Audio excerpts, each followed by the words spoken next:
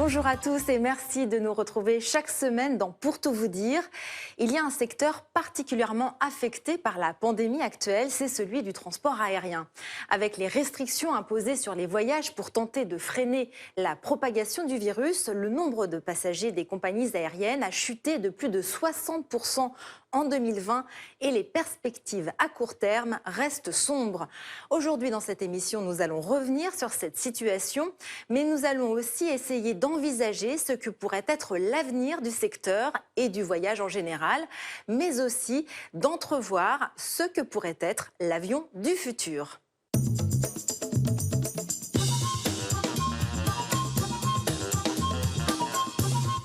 Autour de moi pour en parler, deux experts qui maîtrisent le sujet sur le bout des doigts. Il s'agit de Jean-Louis Barou et de Xavier Titelman, que je vais vous présenter plus en détail dans un instant. Et puis, dans la deuxième partie de l'émission, nous aurons le privilège de recevoir Raphaël Donjean, qui va nous raconter l'aventure extraordinaire de Solar Stratos, l'avion à énergie solaire qui vole dans la stratosphère. Bonjour à tous les deux, Jean-Louis Barou et Xavier Titelman. Bonjour. Je vous présente tout de suite à nos téléspectateurs. Xavier Titelman, vous êtes un ancien aviateur militaire, spécialiste de la sécurité aérienne. Vous êtes passionné par l'innovation et la transformation écologique de l'aviation. Et depuis 8 ans, vous conseillez de grandes entreprises de l'aéronautique sur leur transition écologique. Vous avez aussi lancé en 2019 votre chaîne YouTube, dans laquelle vous partagez vos aventures aéronautiques et qui totalise déjà plus de 10 millions de vues. C'est bien ça? C'est ça. Et vous, Jean-Louis Barou, vous êtes président du premier réseau mondial de représentation de compagnies aériennes et créateur d'APG World Connect, un forum qui réunit tous les ans dirigeants de compagnies aériennes et fournisseurs de services du transport aérien. Et vous êtes aussi l'auteur de plusieurs essais sur le sujet, dont Compagnies aériennes, la faillite du modèle et transport aérien, une profession au bord de la crise de nerfs, ce qui nous amène directement à notre sujet d'aujourd'hui. Le trafic mondial de passagers s'est effondré donc de 66% en 2020. Cela a été annoncé par l'Association internationale du transport aérien début février. Il s'agit du plus grand choc que le secteur ait jamais vécu. Pouvez-vous nous donner quelques précisions sur la situation actuelle? Jean-Louis Barou, pour commencer. Ça va très mal, et aucun doute. Et dans les 66%, il y a quand même tout le trafic domestique chinois qui continue à tourner à 80-90%. Voilà, qui lui va très bien. Ça veut dire que tout le trafic international s'est totalement effondré. Pour les grandes compagnies internationales comme Air France ou comme les grandes compagnies européennes, la chute est beaucoup plus brutale. C'est du 80-85% de chute. Donc ça va très très mal.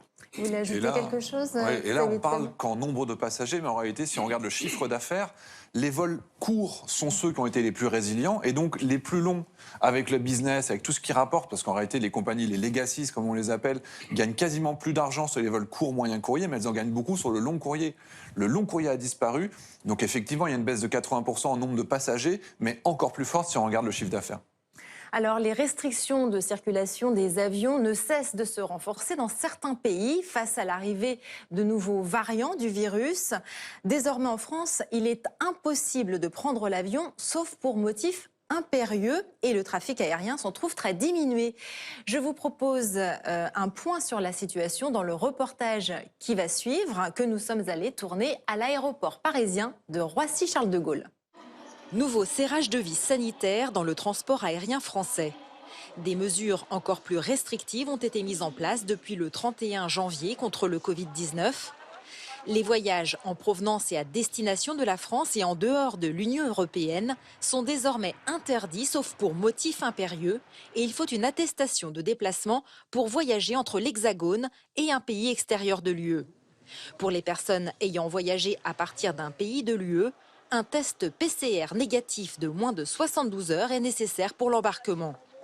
Des mesures qui fonctionnent bien, d'après le ministre des Transports, Jean-Baptiste Djebbari, en visite à Roissy-Charles de Gaulle, qui se félicite de leur impact, mesuré par les refus d'embarquement pour défaut de motifs impérieux. Les chiffres baissent jour après jour, ce qui montre que les contrôles ont été très stricts au départ et que petit à petit, notamment les voyageurs qui doivent se rendre à l'étranger disposent des bons motifs. Et puis les choses fonctionnent aussi bien du côté arrivée, puisque là aussi les dispositifs ont été renforcés. Il y a une très bonne synergie entre les effectifs de la police aux frontières et l'action concertée des agents de l'aéroport et évidemment des compagnies aériennes. Mais les conséquences sont lourdes. Le secteur aérien, qui misait sur un rebond du trafic en fin d'année, a vu ses espoirs anéantis par ces nouvelles mesures. Et pour les usagers, c'est le casse-tête. Comme je suis résidente à Dubaï, donc par le PCR et donc l'autorisation de repartir à Dubaï, il m'a fallu un permis de Dubaï pour pouvoir repartir aussi. Mais sinon, dans ce sens-là, c'est beaucoup plus facile. Et il a fallu que je fasse au bout de 7 jours donc un test ici, après donc rester à la maison pendant 7 jours.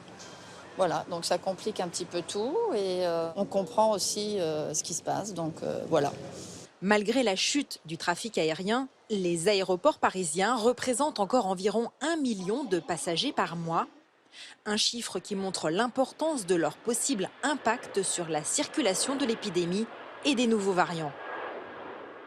Alors, pour parler de notre compagnie nationale Air France, la situation est critique. Malgré un prêt garanti par l'État de 4 milliards d'euros, un prêt public direct de 3 milliards supplémentaires, un plan de 7 700 suppressions de postes et la fermeture de certaines liaisons non rentables, elle continue de perdre environ 10 millions d'euros par jour. Est-ce que même Air France est en danger, Xavier Titelman ? Alors, Air France a la chance d'avoir un État qui la soutient et qui va l'aider. Peut-être qu'il y a des augmentations de capital, donc ça pose des questions sur l'équilibre des participations qu'il y a derrière. Air France n'est même pas la pire en Europe. Si vous regardez British Airways ou Lufthansa, la situation est encore plus dramatique. La France a la chance d'avoir un marché domestique qui est important. Donc ça continue parce que c'est ce qui est le plus résilient. Vous avez le marché vers les Outre-mer, c'est-à-dire que même du vol long courrier a continué à exister. Et la chute, c'est peut-être moins 60% pour Air France, c'est plutôt autour de moins 80% pour Lufthansa. Donc Air France, comme toutes les compagnies du monde, sont excessivement fragilisées. Elles peuvent disparaître pour certaines. Il y aura peut-être des faillites organisées, même de très grands groupes. Peut-être Lufthansa pourrait organiser sa faillite. Il l'avait déjà évoqué l'année dernière. Maintenant, je pense objectivement qu'on est sur une situation où l'aviation est tellement indispensable d'un point de vue économique, stratégique, logistique, comment est-ce qu'on va acheminer les vaccins, que ces compagnies ne peuvent pas disparaître parce qu'aujourd'hui, elles sont indispensables. Comment voyez-vous les choses, Jean-Louis Barrault ? On va dire, le scénario futur, c'est probablement la nationalisation au moins momentanée des grands groupes. C'est le cas de Lufthansa. Et Lufthansa ne voulait pas voir l'État fédéral allemand dans son capital. Il était obligé de l'accepter. Ça va être le cas de British Airways, ça va être le cas des grands groupes. Parce que, comme vous le disiez, les États ne peuvent pas se permettre de ne pas avoir de grandes compagnies aériennes. C'est même pas pensable. Bien sûr. Et donc, ils seront prêts à faire tous les efforts financiers pour cela.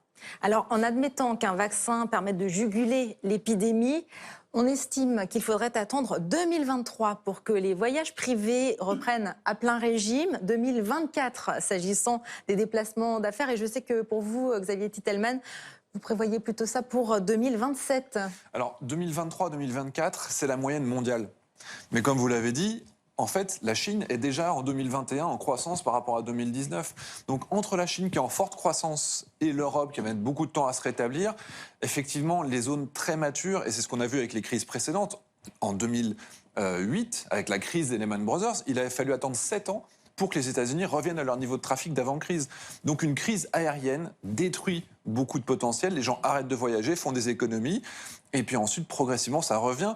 Avec en plus, ça a une particularité, c'est qu'effectivement, il y a plusieurs composants dans le trafic, mais les gens qui ont de la famille à l'étranger, ils vont revoler dès cette année, dès l'année prochaine.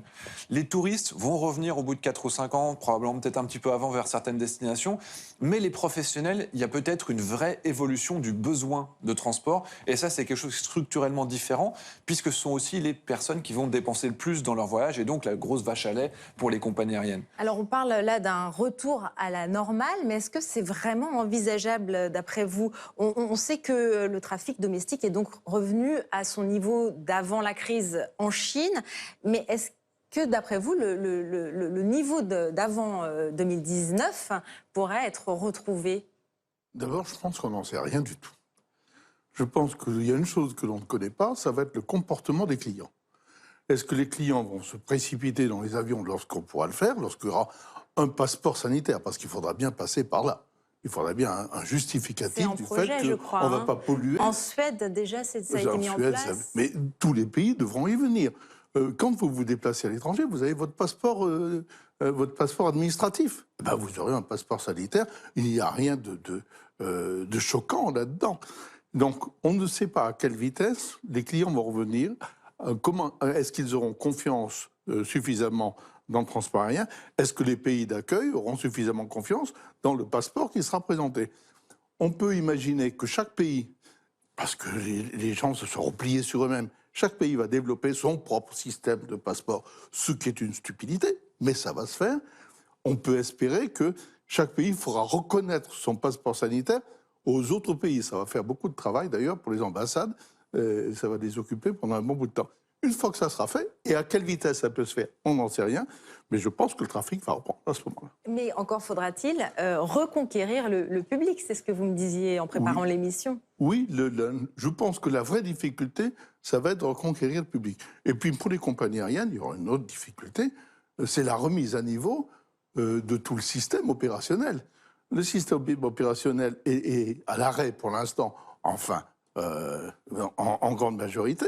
Les pilotes, la moitié des pilotes ne volent pas, il va falloir les requalifier. Tout ça, ça va prendre un peu de temps et surtout beaucoup d'argent. Et puis il y a beaucoup de choses qui ont changé aussi dans les pratiques, notamment on peut faire des conférences, on s'en est rendu compte, avec des centaines de personnes, ça fonctionne très bien. On peut anticiper donc un impact sur les voyages d'affaires. Alors, il y a quand même des études qui montrent que le relationnel est important. Dans des formations, il y a une chose, dans des conférences, il y a quelque chose, mais il y a tout ce qui est autour, les relations humaines, le fait de se rencontrer, d'échanger une carte de visite. Écouter une personne qui parle à 100 auditeurs, c'est pas la même chose que d'être dans une salle et de pouvoir échanger derrière. Donc je ne crois pas du tout à la disparition. Certaines études disent qu'il y a peut-être 6 à 10% de réduction des déplacements professionnels, probablement parce qu'il y a la signature électronique des contrats qui est possible avec valeur juridique, alors que ce n'était pas le cas avant. Certainement que certains déplacements ne seront plus indispensables, effectivement, quand c'était simplement des réunions. Mais ce n'est pas quelque chose qui va être massif. La majorité des déplacements professionnels vont rester nécessaires dans le monde de demain. Et puis, oui, Pardon, vous savez, les visioconférences, ça existe depuis très longtemps. Et quand les visioconférences ont commencé, tout le monde a dit « Ah, ben tiens, ça va manger le trafic à faire ». Il s'est passé l'inverse. Et plus il y a de visioconférences, plus les gens ont besoin de se rencontrer. Il n'y a jamais eu autant de conférences physiques que depuis qu'il y a des visioconférences. Et puis, vous ne faites pas un closing d'un business en visioconférence. C'est pas vrai. Bien sûr. Par contre, c'est quand même une économie. Plus les contrats sont importants, plus il faut se mettre face à face. Et je crois que les gens vont se précipiter dessus parce qu'il y a plein de contrats qui n'ont pas été signés et qui méritent d'être signés. Et donc, il y a une urgence à ce que ça se remette en route. Il y a même un petit élément qui est intéressant aux États-Unis. Ils ont des indicateurs avancés qui montrent que le télétravail permet à certaines personnes, au lieu d'habiter à une demi-heure de leur travail, d'aller vivre à 2 heures d'avion. Ils vont aller vivre en Tunisie et puis au lieu de venir 2-3 fois par semaine à la Défense, ils vont aller 1 ou 2 fois par mois en avion. Du coup, parfois, le télétravail fait aussi que certaines personnes vont devoir plus prendre l'avion que par le passé. C'est ça. Donc un changement finalement global des modes de vie. C'est difficile à mesurer pour l'instant. Difficile à mesurer pour l'instant. Au-delà du transport aérien, la crise actuelle a des répercussions sur le secteur aéronautique dans son ensemble. Quelles sont les répercussions de la chute du trafic sur le secteur, un secteur très important pour l'Europe? Alors, Xavier Titelman. Évidemment, il y a des plans d'économie qui sont très très importants, qui sont mis en œuvre. Alors ça passe par des licenciements, ça passe de l'amélioration, de l'optimisation des opérations aériennes. Je travaille beaucoup dans ce domaine-là. Et puis il y a certains pays qui ont imposé également une amélioration de l'efficacité énergétique des compagnies aériennes. C'est le cas par exemple en Autriche et notamment en France. Et là, il y a une vraie transformation, il y a une accélération de cette transformation écologique du secteur. C'est une très bonne chose. Et moi, mon souhait, c'est évidemment que toutes les compagnies du monde suivent les bonnes pratiques qui sont appliquées notamment en France. Alors le secteur aérien, justement, doit aussi faire face à une méfiance qui s'est mise en place avec l'activisme autour des émissions des avions.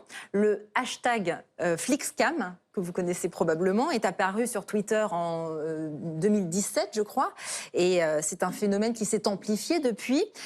Quelles répercussions la honte de prendre l'avion, comme on le traduit en bon français, a-t-elle eu? D'abord, c'est totalement injuste. Oui, alors... Ce qui se passe, il faut quand même protester contre cette affaire-là. Vous parlez d'injustice par rapport à la quantité d'émissions des avions, c'est ça? Cette idée de se focaliser la pollution mondiale sur le transport aérien. C'est parfaitement, totalement injuste parce que le secteur aérien est probablement celui qui a fait le plus d'efforts sur le plan écologique et qui continue à en faire et qui a des programmes extrêmement importants pour en faire. Alors, le secteur aérien, c'est 2 à 3% des émissions de CO2. On dit que c'est 1,7. 1,7. Vous êtes d'accord sur ce chiffre? D'abord, les chiffres, on ne les connaît pas De vraiment. tous les mais c'est gaz grosso- à effet de serre. Des gaz à effet de serre. Si on prend que le CO2, c'est autour de 2,2, entre 2,4. Si on prend que les émissions directes, 915 millions de tonnes, ou si on intègre également la production du carburant et tout le reste. D'accord. On connaît les chiffres avec précision, mais c'est vrai qu'en fonction du dénominateur, forcément, on ne tombe pas sur les mêmes proportions. Mais donc, il y a une injustice dans la Oui, il perception. y a une injustice totale. Et je trouve que les gens se sont engouffrés dans cette injustice, y compris les gouvernants, y compris le gouvernement français. Vous voyez, c'est quelque chose de très curieux. Le gouvernement français va aider Air France de façon assez massive, probablement encore plus que ce qui a été fait, mais en échange, je vais vous dire, je vous interdis de faire des dessertes, par exemple, entre Bordeaux et Orly. Et puis, vous avez Madame Pompili, la ministre, il dit, non mais prenez donc le train, c'est pareil, parce qu'il y a une interconnexion entre la gare de Massy et Orly. Est-ce qu'elle a fait le trajet ? Est-ce que vous avez essayé, avec une valise, de faire de la gare de Massy à l'aéroport d'Orly? C'est simplement impossible. Il y a un minimum de 50 minutes et vous avez de rupture de charge. Enfin, c'est idiot. Donc, il ne faut pas raconter des mensonges aux uns et aux autres. Et il faut surtout, si le transport aérien est moins efficace que le transport terrestre, c'est le transport terrestre qui va gagner. Les clients iront manifestement transport aérien. Je trouve insupportable l'idée qu'on réglemente l'accès au public vis-à-vis du transport aérien par les gouvernements. Je trouve que c'est insupportable. Qu'est-ce que vous en pensez, vous? Disons que l'avion existe parce qu'il est efficace, parce qu'il est moins cher, parce qu'il est plus rapide. Et quand vous avez 500 000 personnes par an qui choisissent de faire Paris-Bordeaux ou Bordeaux-Paris en avion, c'est effectivement que c'est plus efficace. D'un point de vue purement CO2, c'est comparable à un trajet en voiture. Et aujourd'hui, si vous prenez un avion qui va aller, je sais pas, vous allez en vacances en Grèce, on consomme à peu près 2 litres au 100 par passager. Donc c'est des chiffres qui sont tout à fait acceptables. Et c'est vrai que comme il y a 200 personnes dans l'avion, on dit du long, il a consommé plusieurs tonnes. Mais ramener à l'individu, et si on faisait ce trajet d'une autre manière, ce serait pas forcément plus efficace. Alors, il y a la vraie question. Quand on va du centre-ville au centre-ville, je pense qu'il y a peu de personnes qui prennent l'avion, s'ils habitent le centre de Paris, qui vont au centre de Bordeaux. Et personnellement, je travaille dans le secteur aérien. Quand je vais à Bordeaux, je vais à l'aéroport. J'habite plus proche d'Orly que de la gare Montparnasse. Donc forcément, je prends l'avion parce que c'est moins cher et que c'est plus rapide. Si le choix était différent, si c'était beaucoup plus cher, si c'était pas efficace, je pense que l'avion aurait déjà été abandonné sur les lignes intérieures. Mais aujourd'hui, c'est loin d'être le cas. Alors justement, c'est l'idée de l'avion propre est une idée qui fait son chemin pour se conformer aux objectifs écologiques du secteur aérien. L'idée, d'ici une quinzaine d'années, c'est de proposer un avion zéro émission et plusieurs pistes sont déjà étudiées, notamment des avions hybrides avec une part de propulsion électrique, des biocarburants ou des carburants synthétiques. Xavier Titelman, vous qui conseillez justement les entreprises, c'est votre sujet. Il y a des excellents élèves. Air France a réussi à augmenter de 30% son trafic tout en réduisant de 5% ses émissions nettes de CO2. Et ensuite, on peut faire de la compensation, on peut faire plein de choses. En optimisant les opérations aériennes, on peut réduire de 20% les émissions de CO2 du secteur actuel d'ici la fin de la décennie, en optimisant, en faisant des vols plus directs plutôt que de faire des trajets un petit peu en ligne, avec des trajectoires qui ne sont pas forcément optimales. En optimisant grâce au big data, on peut gagner 5% tout de suite dans 80% des compagnies aériennes du monde, 5% de réduction des émissions tout de suite. Et ça, c'est malheureusement quelque chose qui n'est pas encore mis en œuvre. Ensuite, on rajoute les carburants alternatifs qui sont vraiment optimaux, c'est-à-dire qu'on n'est pas comme sur la voiture avec du biodiesel qui est avec de l'huile de palme ou avec de l'huile de colza. Le carburant alternatif des avions, c'est réellement quelque chose qui n'est pas en concurrence avec la nature ni avec la nourriture. Et on est avec du jus de poubelle, on récupère des huiles de friture, on en fait 30 000 tonnes de carburant par an, déjà en France aujourd'hui. Et donc ensuite, il y a les petits avions électriques qui commencent à arriver, je pense qu'on va en parler dans la deuxième partie de l'émission. Certainement. Et ça commence déjà avec les petits appareils. Dès cette année, notamment en Amérique du Nord, on va commencer à avoir des appareils qui vont faire des vols commerciaux 100% électriques. C'est des petits avions de petite taille, 4 à 6 sièges, mais progressivement, on va être de plus en plus gros. Et effectivement, il y a cet horizon 2035 de pouvoir proposer un avion à hydrogène. Mais il ne faut pas croire que le secteur reste statique d'ici là. Il y a beaucoup d'améliorations par les opérations et par les techniques qui vont avoir lieu. Et en 2035, effectivement, Je pense qu'on va y arriver, parce qu'on met les moyens sur la table pour pouvoir y arriver, mais ça va être une vraie révolution, parce que là, ne se posera plus la question de quel moyen est le plus efficace. Entre la voiture, le train, où il faut construire des infrastructures, et l'avion, effectivement, l'avion sera forcément le plus écolo. Et puis, il faudra probablement repenser toute l'organisation du contrôle aérien en Europe. On a un contrôle aérien qui est totalement atomisé, des routes aériennes qui sont un peu aberrantes. Oui. En 2035, il est prévu de réussir à homogénéiser l'espace aérien européen. Pourquoi pas avant 2035 ? Parce qu'il y a les administrations qui freinent. Mais en réalité, si on optimisait juste le trafic aérien, c'est demain 10% de réduction des émissions de CO2 sur l'Europe, sans changer les avions, juste en pouvant faire des lignes droites et en perdant moins de temps sur un trafic qui n'est pas optimisé. On peut gagner à peu près 8 minutes de temps de vol en moyenne. Hein.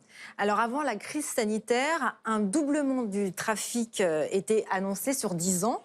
Ces perspectives sont-elles toujours envisageables aujourd'hui, d'après vous, avec peut-être un décalage dans le temps dû à la crise ? Jean-Louis Barrault. Je pense qu'on ne le sait pas vraiment. Ce que l'on sait, c'est que le transport aérien, de toute façon, il allait dans le mur. Avec une croissance de 5% par an, sur des volumes de plus en plus importants. Il faut quand même avoir une croissance de 5% par an lorsque vous faites déjà 4,5 milliards de passagers. C'est tout à fait différent quand on fait 5% sur 1 milliard de passagers. C'est très différent. Donc, je crois que le transport aérien allait directement au-devant de très, très grandes difficultés. Alors, il a pris la crise en pleine figure au moment où il était en pleine croissance. Donc, c'est un choc considérable. Et je pense que tous les opérateurs de transport aérien, que ce soit les régulateurs, que ce soit les compagnies aériennes, ou même les clients, sont en train de repenser leur relation au transport aérien. Je serais surpris qu'on reparte avec les mêmes taux de croissance, ça sera probablement un peu plus faible, et peut-être, et sans doute, le transport aérien coûtera plus cher qu'il ne coûtait avant. Il redeviendrait un produit de luxe. Une course effrénée à la baisse des prix. En fait, c'est complètement idiot d'avoir... Moi, j'ai vu des prix entre Beauvais et Bergamo à 7 €. C'est idiot. Ça n'a pas de sens. J'ai vu des compagnies aériennes faire de la pub à la radio, payer de la pub à la radio pour dire Paris-New York, 435 €. C'est idiot. Ça paye le carburant jusqu'en Irlande. Donc il faut arrêter cette affaire-là. Ça va s'arrêter. Et ça coûtera un peu plus cher. Et puis dans le fond, le transport aérien, ça ne portera pas plus mal. Un petit mot pour finir, Xavier Vittelman. C'est peut-être notre seul point de désaccord. Le modèle low cost est celui qui est le plus rentable partout dans le monde. Et vendre des billets à 39 € comme c'est la moyenne chez Ryanair, ils font entre 10, 15, 20% de marge quand des grands groupes Air France ont du mal à faire 3, 5, 7%, Lufthansa et les autres. Donc le modèle low cost est en train de s'installer. Et effectivement, la seule marge de croissance pour les grands groupes qui n'avaient pas de secteur low cost, c'est Germanwings, c'est Transavia, et tous les groupes en fait sont en train de développer ce secteur-là parce que c'est le plus efficace.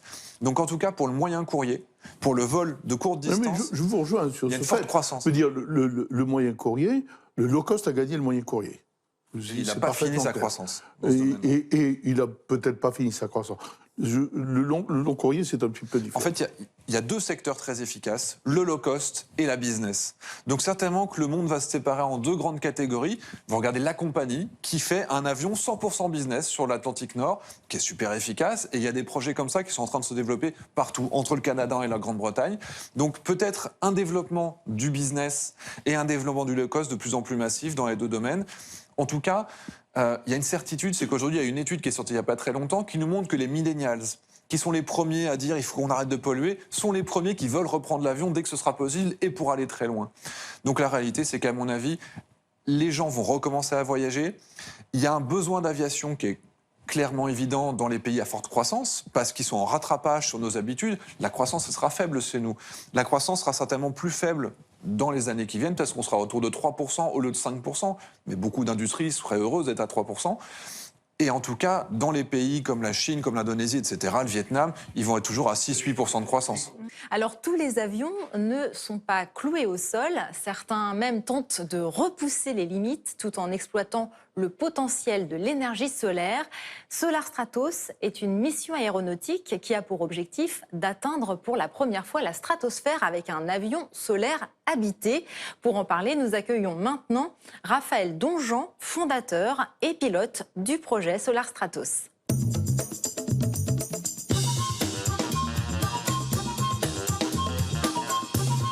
Bonjour Raphaël Donjean, merci d'être venu de Suisse. Bonjour. Pour participer à cette émission.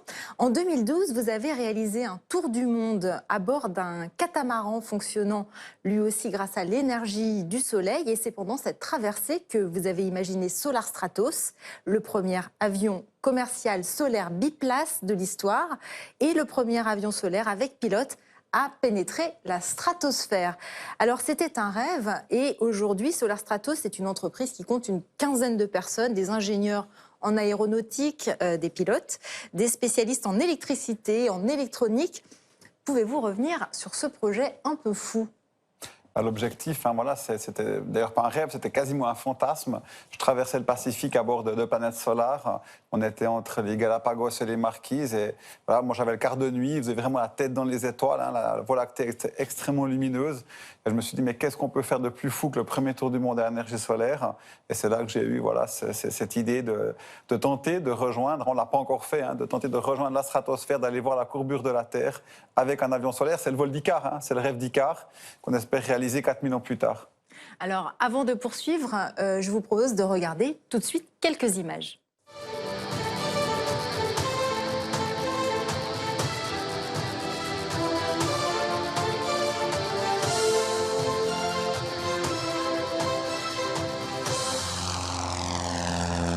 En 2019, il a fallu d'abord surmonter une première difficulté.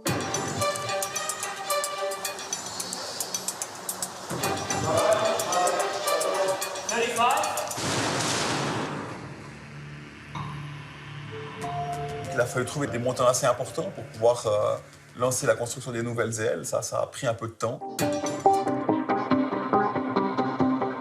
On a un nouveau pilote d'essai, Miguel, qui est un des pilotes d'essai de Perlan, le projet de planeur américain, qui a été dans la stratosphère et qui a beaucoup d'expérience dans les vols de très haute altitude.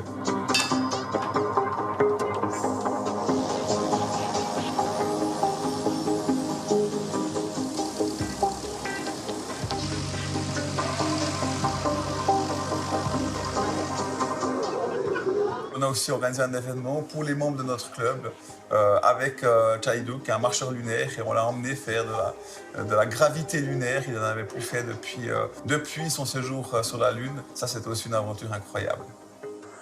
En 2020, le but, c'est de voler à nouveau les premiers records, donc les 10 000 mètres, et puis d'améliorer vraiment les performances de l'avion, faire les premiers vols à deux, et puis de commencer à préparer le vol stratosphérique et de voir comment maintenant on va intégrer la commande spatiale, le train rentrant. On a beaucoup de travail qui nous attend.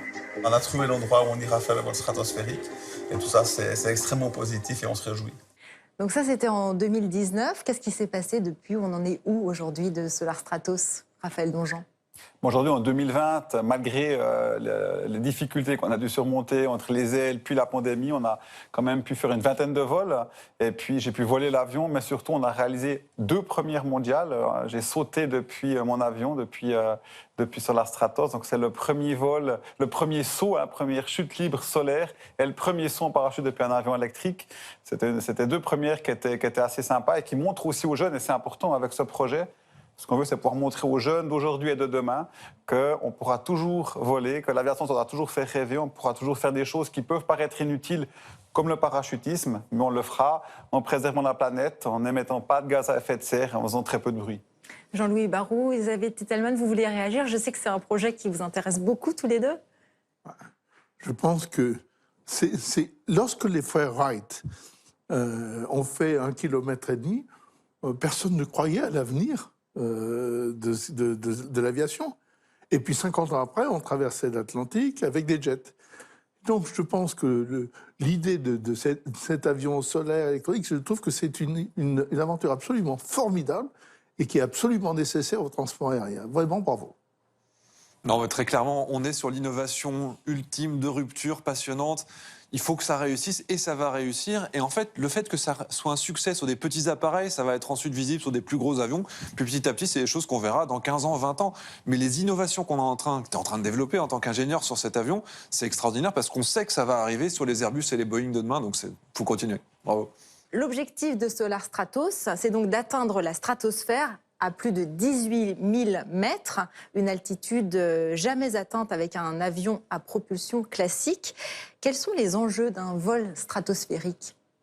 En fait, l'intérêt, c'est d'aller dans la stratosphère, donc d'aller en dessus de l'atmosphère, pour démontrer que souvent on pense que l'énergie solaire, ça fonctionne moins bien que les énergies fossiles, c'est moins efficace. Or, lorsqu'on monte avec un avion qui fonctionne au fioul en altitude, vu qu'il y a moins d'oxygène et qu'il faut de l'oxygène pour le moteur à combustion, le rendement du moteur baisse. Or, avec un avion électrique et solaire, il n'y a pas de perte de performance et surtout, plus on monte et plus on reçoit d'énergie du soleil. Donc, c'est vraiment l'intérêt, c'est de faire rêver les gens, de montrer qu'on peut faire des choses extraordinaires qui paraissent impossibles grâce à l'énergie solaire. Comme on doit le faire dans notre société, on doit faire une transition, on doit arrêter de brûler ces 300 tonnes de produits fossiles par seconde.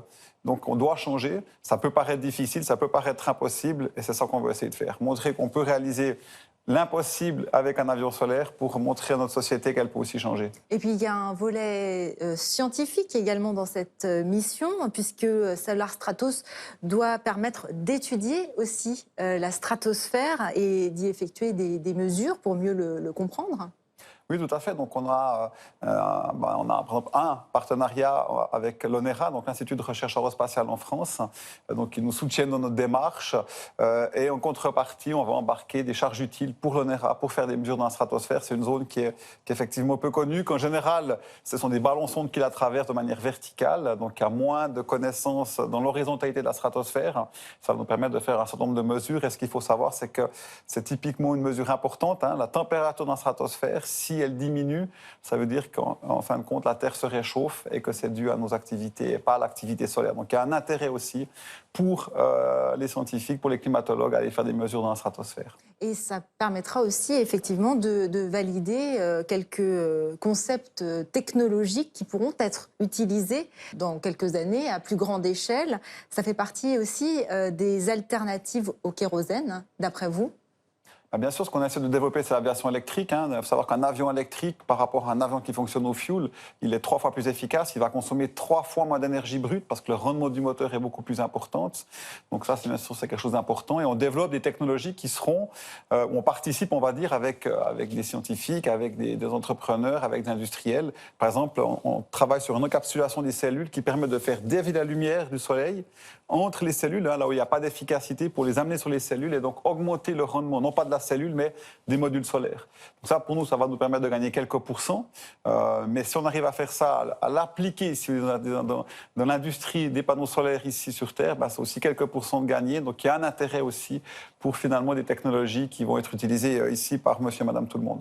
Ça fait partie des innovations. Est-ce que l'efficacité des panneaux solaires va être bien meilleure dans l'avenir? Parce que je vois que l'envergure de votre avion est considérable. Est-ce que ça va pouvoir permettre de diminuer l'envergure de l'appareil parce que les panneaux seraient plus efficaces? Alors, pas vraiment. Il faut savoir que le rendement théorique maximum du silicium, c'est environ 28%. On est aujourd'hui à 25%. Donc, on voit qu'on est proche du maximum théorique. Et donc, même si on a des cellules aujourd'hui, par exemple, dans l'aérospatiale, on est quasiment à 40%. Mais même si ça fera toujours une différence dans l'ordre de 10% absolu. Donc, ça ne va jamais permettre de faire un avion de ligne, soyons honnêtes, solaire. Ça n'existera malheureusement jamais. Ce sera probablement plutôt des centrales solaires au sol qui produisent de l'hydrogène ou qui chargeront des batteries. Par exemple, sur le toit d'un hangar, on a fait un calcul que sur notre hangar, si on met des panneaux solaires, on capte assez d'énergie pour quasiment voler tous les jours pendant à peu près 2 heures. Et donc, pour terminer, quelle est la prochaine étape ? Prochaine étape, ce sera une surprise qu'on espère réaliser ici à Paris, si tout va bien. Je ne peux pas en dire plus. Cet été, on espère venir ici avec notre avion pour réaliser une première. Et qu'est-ce que vous pouvez nous dire alors? Qu'est-ce qu'on peut s'attendre à trouver bientôt? Ah bah, si tout va bien, on sera ici avec Solar Stratos et puis on espère pouvoir voler à Paris cet été. Et la stratosphère alors, c'est pourquoi? La stratosphère, alors on espère, si tout va bien, cette année pouvoir commencer à faire des vols de haute altitude. L'année prochaine, battre le record absolu d'altitude. Donc aujourd'hui, c'est Solar Impulse, l'équipe de Bertrand Piccard et d'André Borschberg, 9900 mètres, donc dépasser ces 9000 mètres, donc on serait l'avion électrique à solaire le plus haut. Et l'année d'après, 2023, si tout va bien, de voler en combinaison spatiale et de rejoindre la stratosphère. Merci à tous les trois, Xavier Titelman, Jean-Louis Merci. Barroux et Raphaël Donjean, d'être venus nous éclairer sur la situation du secteur aérien et ses perspectives d'avenir. Et merci à vous qui nous regardez. On se retrouve la semaine prochaine pour un nouveau numéro de Pour tout vous dire.